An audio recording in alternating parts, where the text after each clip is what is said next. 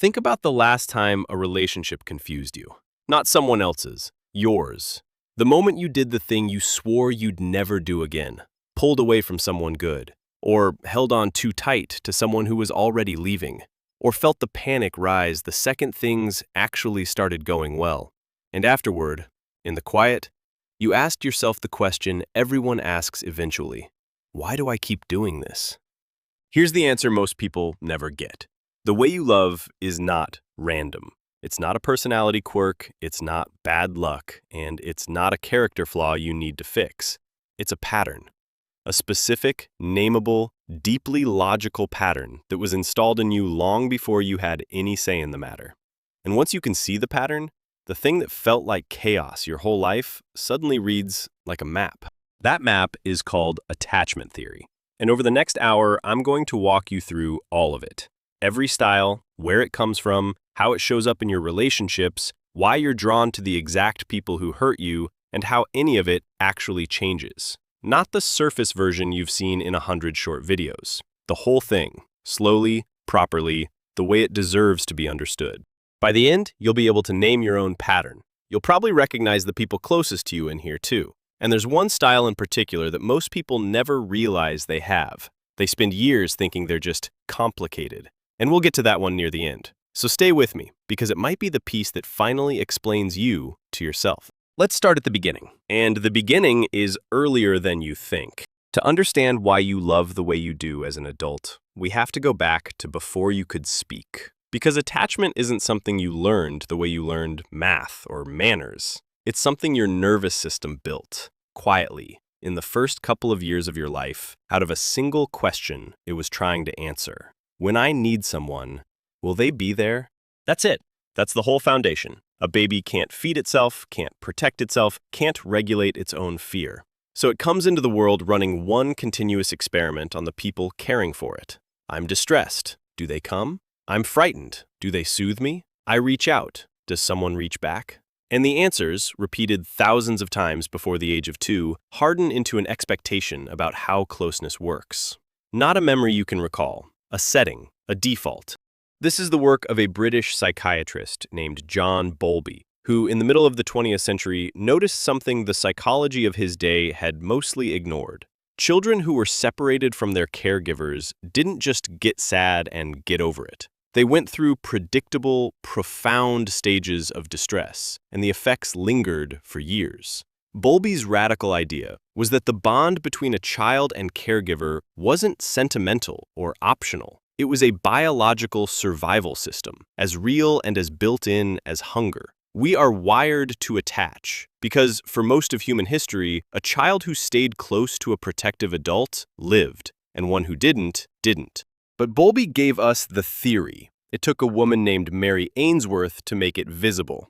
And the way she did it is worth understanding, because everything else we're going to talk about grows out of it. In the 1970s, Ainsworth designed a deceptively simple experiment called the strange situation. She brought a parent and their 1-year-old into an unfamiliar room with toys. Then she orchestrated a small drama. The parent and child play, a stranger enters, the parent quietly leaves the room. The child is alone with the stranger for a few minutes. Then the parent returns. It sounds like nothing. But what Ainsworth understood is that you learn the most about an attachment not in the calm, but in the rupture and the repair. Anyone can seem fine when nothing is wrong. What reveals the pattern is what the child does when the parent leaves, and, more importantly, what they do when the parent comes back. That moment of reunion is where the whole blueprint shows itself. And what she found was that children didn't respond randomly. They sorted into distinct, consistent patterns. Some children were upset when the parent left, but when the parent returned, they reached for them, were comforted, and settled back into play. The distress rose and then resolved. These children had learned something specific, that closeness works, that when you need someone, they come, and reaching for them makes the bad feeling go away. Ainsworth called this secure attachment, and it's the one we'll look at first, because it's the baseline everything else is measured against. But other children responded very differently. Some became intensely distressed and then couldn't be soothed even when the parent came back, reaching and arching away at the same time, inconsolable. Others showed almost no reaction at all, treating the parents' return with a kind of studied indifference, staying focused on the toys. Though when researchers measured their heart rates, those calm-looking children were flooded with stress underneath. They had simply learned not to show it. Sit with that for a second, because it's the seed of everything. Two children, the same age, the same experiment. One reaches out when distressed. One has already learned, at 12 months old, that reaching out doesn't work. So they've stopped, on the outside. The feeling is identical. The strategy is opposite. And that early strategy, the one your nervous system settled on before you had words, is the thing you are very likely still running today. In your friendships, your marriage, the way you read a text message, the way you handle someone getting close. That's what attachment theory really is. Not a personality test, not 4 fun boxes to sort yourself into. It's the map of the survival strategy you built as a child for the most important problem a human faces: how to stay connected to the people you need, and how that strategy, decades later, is still quietly shaping every close relationship you have. Over the next hour, we're going to walk through each of those strategies in turn.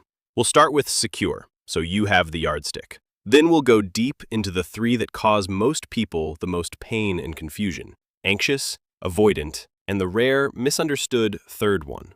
We'll look at what happens when these styles collide in real relationships, which is where the real fireworks are, and why you keep ending up with the exact person who triggers you most. And we'll end with the part everyone actually wants to know: whether any of this can change and how. So wherever you are, settle in. This is the map. So let's begin where the map begins, with the pattern everything else is measured against: secure attachment. And I want to start here for a reason that matters. You can't fully understand what's happening in the anxious, avoidant, or fearful styles until you've seen the thing they're all quietly organized around: the absence of. Secure attachment is the baseline. It's what the nervous system builds when the answer to that first question, when I need someone, will they be there, turned out, reliably, to be yes. Here's what that looks like from the inside. Because it's easy to describe secure attachment and make it sound like a personality of unbothered, effortless people who never struggle. That's not it at all. A securely attached person feels everything you feel. They get scared in relationships. They get hurt. They miss people. They worry sometimes. They can be jealous or insecure in a moment. The difference isn't that they don't have the feelings. The difference is what the feelings do next. When something goes wrong for a securely attached person, a partner is distant, a friend doesn't reply, a conversation ends on a strange note, the discomfort rises, just like it does for anyone. But underneath that discomfort sits a quiet, stabilizing assumption, one they never had to consciously decide. This is probably fine, and if it isn't, I can deal with it. The relationship is not in constant danger. The other person is not about to vanish. And crucially, if there is a problem, the way to handle it is to go toward the person and talk about it, not to spiral in silence or shut down and disappear. That's the whole thing, really. Secure attachment isn't the absence of fear. It's the presence of a deep, wordless faith that connection is basically reliable and that reaching out is safe. When a securely attached person is upset, their instinct is to move toward closeness to repair. The same instinct that securely attached 1-year-olds showed in Ainsworth's room, crying when the parent left, and then reaching, settling, and going back to play the moment they returned. Rupture, then repair. The upset comes, and then it resolves, because the reaching works. Think about what that gives a person over a lifetime. They can be close without feeling swallowed. They can be apart without feeling abandoned. They can say, "that hurt me," without it becoming a catastrophe. And they can hear "that hurt me" from someone else without collapsing into shame or defensiveness. They can trust, not naively, but as a default, that a person has to give them a real reason to abandon. They're comfortable depending on others and comfortable being depended on. Intimacy doesn't set off an alarm. Neither does distance. And here's a number that surprises people. This isn't rare. Researchers estimate that somewhere around half of people, a little more than half by some measures, are securely attached. So if you're listening to this and thinking this doesn't sound like me at all, I want you to hold 2 things at once. First, you're in very good company, because the insecure styles are enormously common and nothing to be ashamed of. But second, secure attachment is not some unreachable ideal reserved for people who had perfect childhoods. There's no such thing as a perfect childhood. Secure attachment doesn't come from a parent who never made mistakes. That's one of the most important things to understand in this entire hour. So let me slow down on it. Secure attachment does not require a flawless caregiver. It doesn't even require a caregiver who was attuned all the time. The research on this is oddly reassuring. What it points to is something called good enough parenting. A caregiver who got it right often enough, who ruptured and then repaired, who missed the child's signal sometimes, got it wrong sometimes, lost their patience sometimes, and then came back, reconnected, made it okay again. It turns out the repair matters more than the absence of rupture. A child doesn't need a parent who never drops the connection. They need a parent who reliably picks it back up. That single insight is going to matter enormously later when we talk about whether attachment can change. Because if secure attachment was never about perfection, but about reliable repair, then the door to building it later in life is open in a way most people don't realize. Hold on to that. We'll come back to it. But for now, I want you to have the yardstick clearly in mind, because we're about to leave it. Picture the securely attached person one more time. Upset when there's a reason to be, calm underneath, moving toward people to fix things, able to hold closeness and distance without either one triggering panic. Reaching works. Connection is safe. The alarm stays off. Now, hold that image, because everything we look at from here is what happens when a child couldn't count on that. When the answer to will they be there wasn't a reliable yes, but a maybe, or a no, or a terrifying it depends. Because the insecure attachment styles are not defects. They are not the nervous system failing. They are the nervous system succeeding brilliantly, precisely, at adapting to a world where closeness didn't work the way it was supposed to. Each one is an intelligent solution to a specific problem. And the first of those problems is this. What does a child do when love is real, but you can never quite predict when it's coming? That's where we're going next. That's anxious attachment. Imagine being a small child in a home where love was real, but you could never quite predict when it would show up. Sometimes you reached out and your caregiver was warm, present, exactly what you needed. And sometimes you reached out with the very same gesture on a different day, and they were distant, distracted, irritated, gone.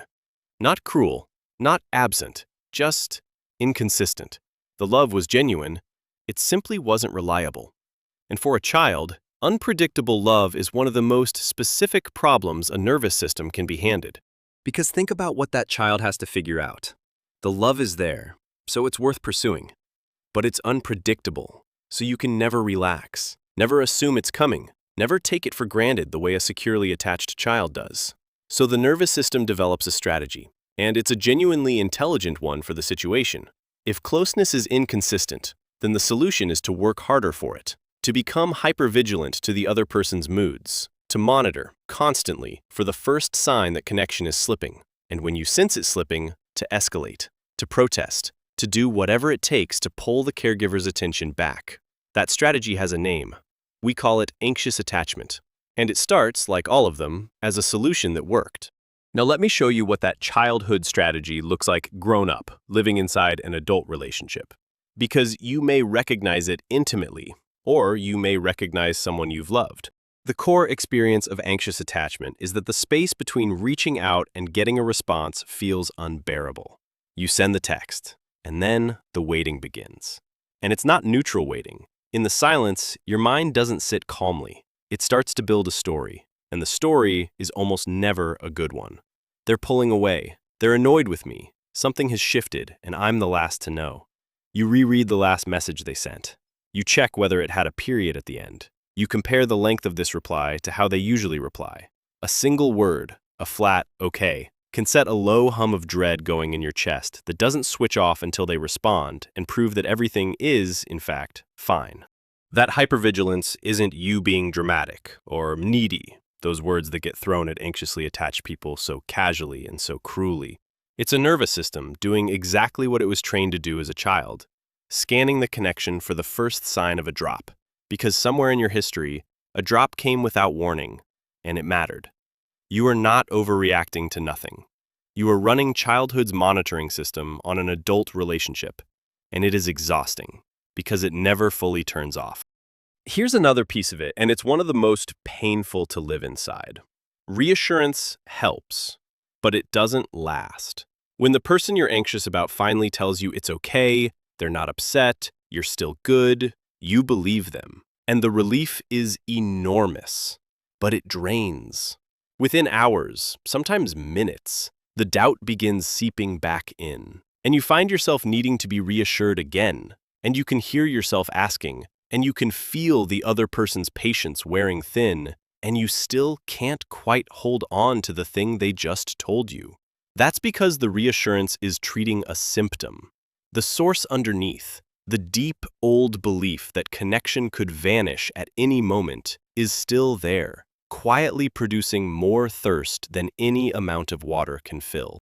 And then there's the behavior that confuses everyone, including the anxious person themselves. When you sense distance, part of you desperately wants to pull the person closer. But what actually comes out is often the opposite of closeness. You go quiet in a way you hope they'll notice. You send a text that's a little colder than you feel. You test them, without quite deciding to see if they'll come after you. Attachment researchers call this protest behavior, and it's the direct descendant of that inconsolable child in Ainsworth's room, the one who reached and arched away at the same time. Underneath every bit of it is a single question the anxious person is too frightened to ask directly. Are you still there? Do you still want me? The protest is a clumsy, painful attempt to force that reassurance out of a situation that feels unstable. And the tragedy is that it often pushes away the very person it's trying to hold. There's a strength buried in here too, and it deserves to be named, because anxious attachment is so often described only as a problem. Anxiously attached people are frequently extraordinary readers of other people. They're the ones who notice the microscopic shift in a friend's tone, who feel the temperature change in a room before anyone said a word, who know something's wrong with someone they love before that person has admitted it to themselves. That sensitivity is real, and it's a gift. It can make someone a deeply attuned partner, a perceptive friend, the person others feel truly seen by. The difficulty isn't the sensitivity itself. It's that the anxious nervous system takes every small signal it detects and treats it as a 5-alarm fire, when most of those signals are just a person being tired, or hungry, or preoccupied with something that has nothing to do with you at all. I'll add one thing here from my own life because it's relevant. I spent years in work where reading people accurately was the entire job. Sitting across from someone and knowing, before they said it, whether they were in or out, comfortable or stalling, telling me the truth or managing me. And what I came to understand is that the most anxiously attuned people I met were often the best readers of others in the room, and, simultaneously, the worst readers of their own worth in that room. They could tell you precisely what everyone else was feeling, and had almost no accurate read on whether they themselves were wanted. That's the anxious paradox in one line. Exquisite radar for everyone else, a broken instrument pointed at themselves. So if this is you, if you've spent your life feeling like too much, like the needy one, like the person who cares more and therefore always has further to fall, I want you to hear the reframe underneath all of this. You were not born needy. You became a brilliant monitor of connection because, as a child, you had to. The love you got was real but unpredictable, and you built the only sensible response to that, a system that works tirelessly to keep people close. It cost you peace, but it was never a flaw. It was a child solving an impossible problem the best way they could. Now hold that. The person who reaches, who monitors, who can't stand the distance. Because we're about to look at their exact mirror image.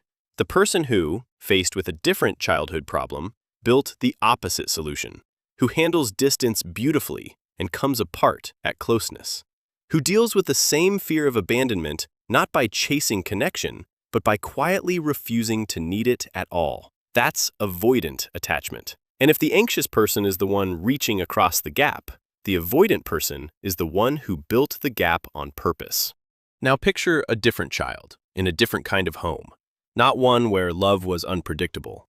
One where reaching out, simply, quietly, didn't work. Where the emotional needs a child brings were met, often enough, with discomfort, with distance, with a subtle, wordless message that feeling was a bit too much, a bit inconvenient, something to be managed rather than welcomed. This isn't usually dramatic neglect. More often, it's a home where the child was cared for in every visible way, fed, clothed, kept safe, but where the inner world, the emotional life, wasn't something anyone had room for, where a child brought a feeling to a parent and learned, over and over, that the feeling made things worse, not better. What does a child do with that? They can't stop having needs. No child can. So they do the next most intelligent thing. They stop showing them. They take the need and they fold it inward, and they become self-sufficient astonishingly early. They learn to soothe themselves, because reaching out for soothing didn't reliably work. And here's the cruel part. Everyone praises them for it. A child who asks for nothing is easy. A child who handles their own feelings is convenient. So the very adaptation that came from an unmet need gets reinforced as a virtue. The child concludes, deep beneath words, I am safest when I need no one. That's avoidant attachment. And like all the others, it began as a solution that worked. Now watch what that looks like grown up, because it's one of the most misunderstood patterns there is. The first thing to understand about avoidant attachment is that it is not coldness.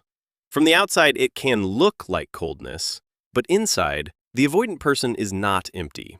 The feelings are there. They've just been walled off so early and so thoroughly that even the person themselves often can't access them in real time. So the defining experience of avoidant attachment isn't not caring. It's that closeness and pressure feel like the same thing.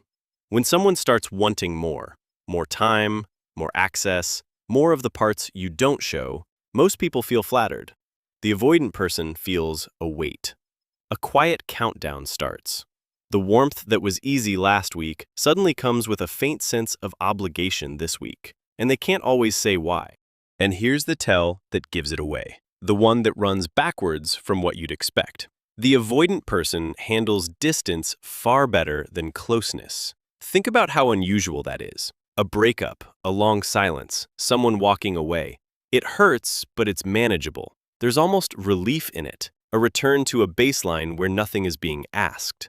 What actually undoes the avoidant person is the opposite direction, being wanted, being needed, being asked to stay fully present when everything in them is reaching for the door. Most people move through the world afraid of being abandoned. The avoidant person carries a fear almost nobody names, the fear of being absorbed, of disappearing into someone else's needs, of getting so close to a person that they can no longer feel where they end. So they keep an exit. They're most comfortable in a relationship at exactly the distance where it can't fully reach them. A little unavailable, a little hard to pin down. And they can be warm at that distance, even loving, as long as the exit stays open. But when it starts to close, when things get serious, defined, when someone says a word like always, something shifts that they feel before they can explain. Suddenly, they need a reason to pull back, and they'll find one. Which brings us to the most self-protective move in the avoidant playbook, and it's one that disguises itself as good judgment. Right at the threshold of real closeness, the avoidant person starts noticing flaws, the small incompatibility, the thing the other person said that didn't sit right, the creeping sense that maybe this isn't it. Sometimes that's genuine discernment. But avoidant attachment has a very specific habit of manufacturing reasons to leave at precisely the moment the relationship asks them to truly stay. The distance was going to happen anyway. The mind just prefers to have a reason, because a reason feels like a choice, and a choice feels better than an old wound quietly running the show. There's another sign that hides in plain sight, because it looks like a strength, and often genuinely is one: independence. The avoidant person is capable, self-reliant, doesn't fall apart, doesn't cling, doesn't make their problems anyone else's emergency. People admire it. But underneath runs a rule written so early it feels like personality. Don't rely on anyone, because relying on people is how you get let down. That rule protected them once. Now it stands between them and the closeness they actually, genuinely want. And they do want it. That's the part outsiders miss. The armor isn't the absence of longing. It's a defense built around longing that was punished too early to feel safe. I saw a version of this constantly in my working life, and it taught me something about how to read it. In rooms where I had to gauge whether someone was truly on board, the avoidant type was the hardest to read and the easiest to misread. Because they're calm, their self-containment, their apparent lack of need read as confidence or disinterest or strength. But the tell was always the same. Watch what happens the moment the interaction asks for something real. The moment it moves from pleasant distance to actual commitment. That's when the avoidant person subtly pulls back, goes a little formal, finds the reason. Not because they don't want it, because wanting it is exactly what sets off the alarm. Once you learn to see that move, the withdrawal that arrives precisely at the point of closeness, you can't unsee it, in a negotiation or in a marriage. And here is the loneliness of it, the part the avoidant person rarely says out loud and often can't. It's a strange loneliness because it doesn't come from being alone. They're good at alone. It comes from being close to people and still feeling unreachable, from sitting across from someone who is genuinely trying to find them and staying just slightly out of view. Not because they want to hide, but because letting themselves be fully found feels like handing over a key they were taught a long time ago never to give away. The avoidant person is loved at a distance they set themselves, and then quietly wonders why no one ever seems to reach the middle of them. So we have our two mirror images. The anxious person, who fears abandonment and chases connection to solve it. The avoidant person, who fears engulfment and refuses connection to solve it. Two children, two opposite problems, two opposite solutions. And you might think that covers it, that everyone is either a reacher or a withdrawer. But there's a third pattern, the rarest one. The one this whole video has been quietly pointing toward. And it belongs to the child who got handed the cruelest problem of all, where the two strategies we've just described don't take turns, but fire at the same time, in the same person, aimed at the same people they love. That's fearful avoidant attachment, and it's where we go next. You've probably been told at some point that you have walls up. You might have even said it about yourself. But if you're the pattern we're about to describe, that was never quite right. Because a wall is simple. A wall keeps everyone out, and that's the end of it. What actually happens inside the fearful avoidant person is stranger and far more exhausting than a wall. They want people in. They ache for it. And the moment someone starts to come in, the same part of them that was reaching slams the door and bolts it. And then they stand there, on their own side of the door they just closed, wanting the person to knock again. This is fearful avoidant attachment, sometimes called disorganized attachment, and it's the rarest of the four. And to understand it, you have to understand that it comes from a different kind of childhood than the other two, a more specific and more painful one. The anxious person had love that was inconsistent. The avoidant person had needs that went unmet. But the fearful avoidant person had something else. The person who was supposed to be their source of safety was also, at least sometimes, their source of fear. Sit with how impossible that is for a child. Because every human child is built with one automatic instinct. When you're frightened, you run to your caregiver. That's the whole survival system Bowlby described. But what happens when the caregiver is the frightening one? The child is handed a problem with no solution.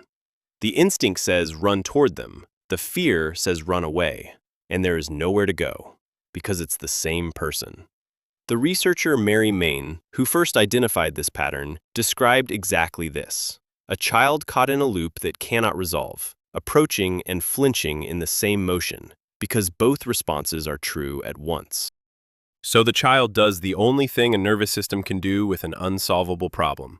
It builds both strategies at the same time.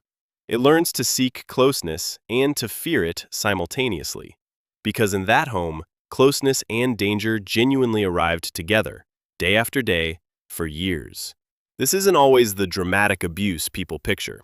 Sometimes it's a parent who was loving one hour and terrifying the next. Sometimes it's a home where affection and volatility lived in the same room, and the child never knew which version of the person was about to walk through the door. What the child learns, far beneath words, is that love and danger are fused. And a child who learns that doesn't grow up with a simple relationship to closeness. They grow up running toward and away from the same people, forever.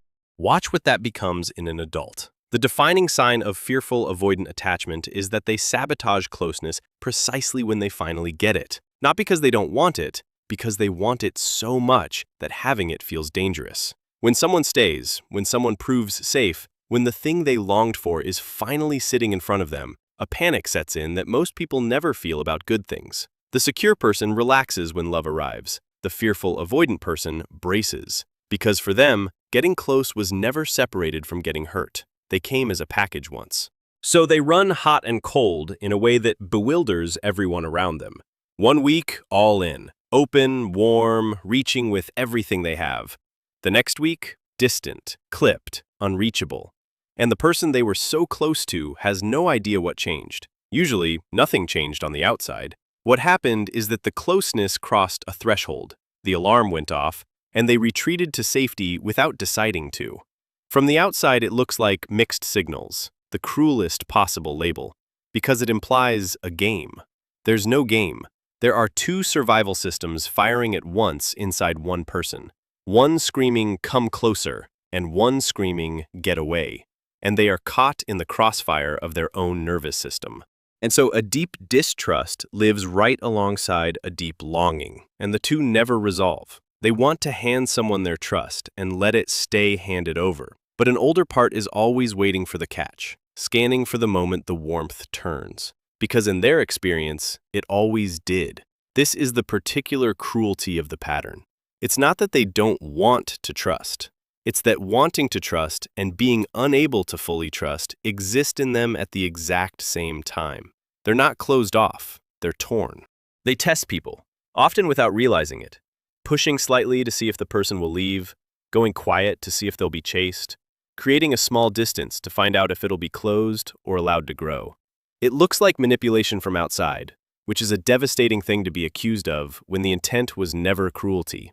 The test is a survival tool. Some part of them needs proof that this person will stay even when they're difficult, because the people who were supposed to stay didn't, or stayed and hurt them, and they learned never to trust a calm surface. So they shake it, gently, to see what's underneath. And the tragedy is the same one that haunts every insecure style. The testing pushes away the very people who would have stayed.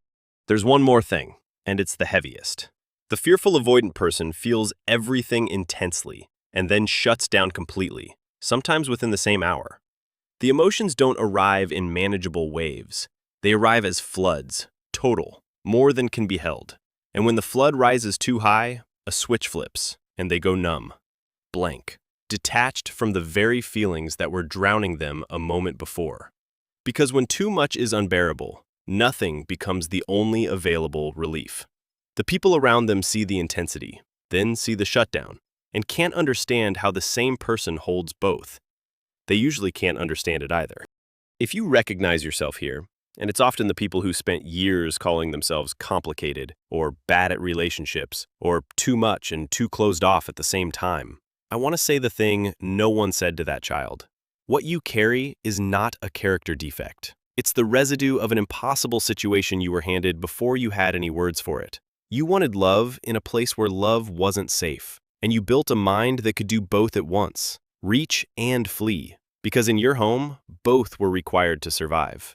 That is not damage. It's one of the most remarkable adaptations a human nervous system can make, staying attached to people you also had to fear. The war you fight in your relationships isn't who you are. It's what you survived. Now, we've walked through all four: secure, anxious, avoidant, fearful, avoidant. And you might assume the picture is complete, that you now know your style and that's the lesson. But the truth is, we've only assembled the pieces. Because attachment styles don't live in isolation. They collide, they pair up. And they pair up in ways that are almost cruel in their precision. The anxious person drawn again and again to the exact avoidant partner most likely to confirm their deepest fear. The reason you keep ending up in the same painful dynamic isn't bad luck. It's a pattern as predictable as everything else we've discussed. And it's where the real fireworks are. That's next. Here is the thing almost nobody tells you about attachment. The thing that turns it from an interesting personality quiz into the actual explanation for your love life. Your attachment style doesn't just describe how you behave. It describes who you're drawn to. And the pairings it creates are so consistent, so predictable, that once you see them, the entire confusing history of your relationships starts to reorganize itself in front of you. Let's start with the most famous collision of all, because it's the one that traps the most people. the anxious person and the avoidant person, the reacher and the withdrawer. And here's the cruelty of it. They are magnetically, almost helplessly drawn to each other. Think about why. The anxious person, deep down, believes that love is something you have to work for, chase, earn, that closeness is never guaranteed and always slightly out of reach. So who feels like home to them? Not the secure person who offers steady, reliable, available love. That can feel almost boring, suspicious, unfamiliar. What feels like home is the avoidant person, who is a little unavailable, a little hard to reach, who has to be pursued. The anxious nervous system feels the familiar pull of someone not fully attainable and mistakes that activation for chemistry. And the avoidant person? They're drawn to the anxious partner's warmth, their pursuit, their emotional openness, up to a point. It feels good to be wanted that intensely, at first. And then the trap closes. Because everything the anxious person does to feel safe is the exact thing that makes the avoidant person feel trapped. And everything the avoidant person does to feel safe is the exact thing that makes the anxious person feel abandoned. The anxious partner senses distance and moves closer, texts more, needs reassurance, seeks contact. The avoidant partner feels that closeness as pressure and pulls back, goes quiet, needs space, withdraws, which reads to the anxious partner as abandonment, so they chase harder, which feels like more pressure to the avoidant partner, so they retreat further. One reaching, one receding, faster and faster, each one triggering the other's deepest wound with their attempt to soothe their own. Attachment researchers call this the anxious avoidant trap, and it is one of the most common, painful dynamics in all of human relationships. What makes it so sticky is that it doesn't feel like incompatibility. It feels like intensity. The push and pull generates a kind of charge, a high-wire drama of almost connection and near loss that both people can mistake for passion, for depth, for love. It's not. It's two nervous systems confirming each other's oldest fears over and over, and calling the adrenaline of it chemistry. I want to bring in something here from years of reading people for a living, because this dynamic shows up far outside of romance, and seeing it in a colder setting makes it easier to recognize in a warmer one. In negotiations, you'll watch one party lean in the instant the other leans out, pursue the moment they sense withdrawal, back off the moment they sense eagerness. The people who never learn to see it get whipsawed by it, chasing when they should hold, retreating when they should stay. The people who learn to read it stop reacting to the pull and start watching the pattern instead. And that's the first key to the anxious avoidant trap in your own life too. The moment you can see the dance as a dance, his withdrawal isn't rejection, it's his alarm. Her pursuit isn't smothering, it's her fear. You stop being a helpless dancer in it and start being someone who can actually choose their next step. But the anxious avoidant pairing isn't the only collision. Consider two anxious people together. You might think that's a perfect match. Both crave closeness, both want constant contact, and sometimes it works. But it can also become a relationship with no ground underneath it. Two people each needing the other to be the stable one, each looking to the other for a reassurance neither can reliably give. Both flooding, both spiraling when things get tense. A lot of togetherness, not much steadiness.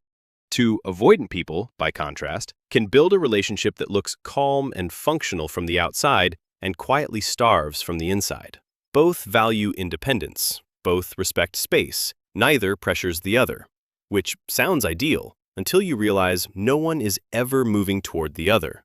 The distance keeps growing because both are most comfortable in it, and one day they look up and realize they've been parallel, not together, for years.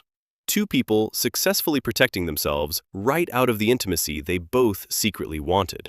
And then there's the fearful avoidant person who brings the anxious and avoidant dynamics into a single relationship because they contain both, which means their partner can get whiplash from a push-pull that lives inside one person. With a secure partner, the fearful avoidant person has the best chance of slowly steadying. With another insecure partner, the volatility can compound into something exhausting for everyone in it.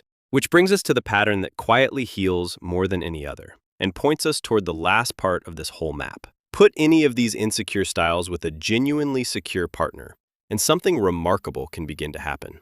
The secure person doesn't take the bait. When the anxious partner protests, they don't withdraw in defensive. They reassure. steadily, and the reassurance actually lands. When the avoidant partner pulls back, they don't panic and chase. They stay calm and present. And the avoidant person slowly learns that closeness doesn't have to mean engulfment. The secure partner keeps offering the thing the childhood never reliably gave: rupture, then repair. Reaching that works. Over time, against a nervous system's oldest expectations, that reliability can begin to rewrite the blueprint. And that word, rewrite, is the one everyone's really been waiting for. Because if attachment is a blueprint drawn in childhood, the question that matters more than any other is the one we've been circling this whole time. Are you stuck with it? Is this just who you are now? Or can the pattern actually change? That's the last thing we need to talk about. And the answer is more hopeful and more specific than most people realize. So here's the question the whole hour has been building toward. If your attachment style was installed in childhood, before you could speak, by people and circumstances you didn't choose, are you just stuck with it? Is this the hand you were dealt and the rest of your life is playing it out? No. And I want to be careful here, because there are two lazy answers to this question, and both are wrong. One is the toxic positivity version. Just decide to be secure. Just love yourself. Just heal. As if a survival system built over years dissolves because you read a book about it. The other is the fatalist version. This is who you are. Some people are just broken. Don't get your hopes up. Both are wrong. The truth sits in a more honest, more demanding, and ultimately more hopeful place. Attachment can change. It changes slowly, it changes through specific mechanisms, and it changes more reliably than most people believe, but not through willpower and not overnight. Let me take you back to something I asked you to hold on to near the beginning, because it's the key that unlocks all of this. Remember what secure attachment actually required? Not a perfect parent, not a childhood without rupture. It required a caregiver who was good enough, who got it right often enough, who ruptured and then repaired, who dropped the connection and reliably picked it back up. Security was never built on the absence of pain. It was built on the reliable experience of pain being repaired. Rupture, then repair. Over and over, until the nervous system concluded connection is basically safe and reaching works. Now here's why that matters so much for you as an adult. If secure attachment is built through repeated experiences of reliable repair, then those experiences don't have to come from a parent, and they don't have to come in childhood. Your nervous system is still running the same experiment it ran when you were 1 year old. When I reach out, what happens? It's just running it on new people now, which means every relationship you have as an adult is, quietly, a chance to give that experiment a different answer than the one it's been expecting. This is what researchers call earned security. It's secure attachment developed later in life by someone who didn't start with it. And it's real, it's documented, and it happens all the time, usually through one of a few doors. The first door is relationships themselves. We touched on it in the last section. A steady, secure partner, or even a steady, secure friend who keeps offering reliable repair, who doesn't take the anxious bait or flee the avoidant withdrawal, who stays. Slowly, against the nervous system's oldest expectations, that reliability accumulates into new evidence. The avoidant person learns, in their body and not just their head, that closeness didn't engulf them. The anxious person learns that the person didn't leave. It's slow, because you're not arguing with a belief. You're outvoting years of evidence with new evidence, one repair at a time. The second door is therapy, and it works for a reason that's more precise than people assume. A good therapist provides, in a contained and reliable form, exactly the thing the childhood didn't: consistent attunement, rupture, and repair. Someone who stays present with your feelings instead of being overwhelmed or dismissive of them. The relationship itself is part of the treatment. It becomes a small, reliable laboratory where the nervous system gets to run its old experiment and, maybe for the first time, get a steady answer. But there's a third door, and it's the one available to you right now, tonight, on your own. And it's the reason a video like this can genuinely matter and not just describe. It's understanding, awareness, the exact thing you've been doing for the last 50 minutes. Because here is what changes the moment you can name your pattern. You create a gap, a small space between the trigger and the reaction, where before there was none. Think about what that actually means in practice. Before, the avoidant person just felt the countdown start and went cold, with no idea why. Now, they can feel it start and think, that's my deactivation. That's the old alarm, not the actual situation. The anxious person felt the panic rise over the unanswered text and simply obeyed it. Now, they can feel it rise and say, this is the childhood monitor firing, not evidence that anything is wrong. That gap, that half second of recognition, is where all change begins. You cannot choose a different response to something you can't see. The moment you can see it, you have a choice you never had before. Not an easy one, not a reliable one at first, but a real one. That's why naming the pattern isn't the end of the work. It's the thing that makes the work possible. You don't loosen an attachment style by hating it, or by forcing yourself to suddenly need people, or suddenly stop needing them. You loosen it the way you loosen anything a younger version of you built for protection, by understanding what it was for, thanking it quietly for the job it did, and then showing it, slowly, through new experience, that the danger it's still guarding against is mostly over, that the ground is steadier now than it was when the pattern was built, that reaching, this time, with these people, might actually work. It is slow, it asks for patience with yourself that insecure attachment makes hard to give, but the direction is available to everyone, from every starting point. No style is a life sentence. The blueprint was drawn early, but it was always drawn in pencil. So let's come back one last time to where we started, to that moment you thought about at the very beginning, the relationship that confused you, the thing you did that you swore you wouldn't, the question underneath it all. Why do I keep doing this? You have the answer now. You were never doing it randomly. You were running a strategy, a specific, intelligent, deeply human strategy that a much younger version of you built to solve the most important problem a person ever faces: how to stay safely connected to the people you need. If you reach and monitor and fear the silence, it's because closeness once came and went without warning, and you learn to hold on. If you withdraw and keep an exit and feel the countdown start, it's because reaching out once didn't work, and you learn to need no one. If you run toward and away from the same person in the same breath, it's because love and fear once arrived together, and you learn to do both at once. And if closeness feels basically safe to you, you were given something precious, and it's worth knowing that too. None of these are flaws. Not one. They are the map of what you survived and how you adapted. And the adaptation was brilliant, even when it costs you now. That's the thing I most want you to take from this hour. The pattern was never proof that something is wrong with you. It was proof that something once happened to you, and a small version of you responded with the best solution available. You don't have to be ashamed of a survival strategy. You just get to decide, now that you can see it, whether it's still the one you want to run. And that's the quiet gift of understanding your attachment style. Not that it fixes everything. It doesn't. But it hands you back a choice you didn't know you had.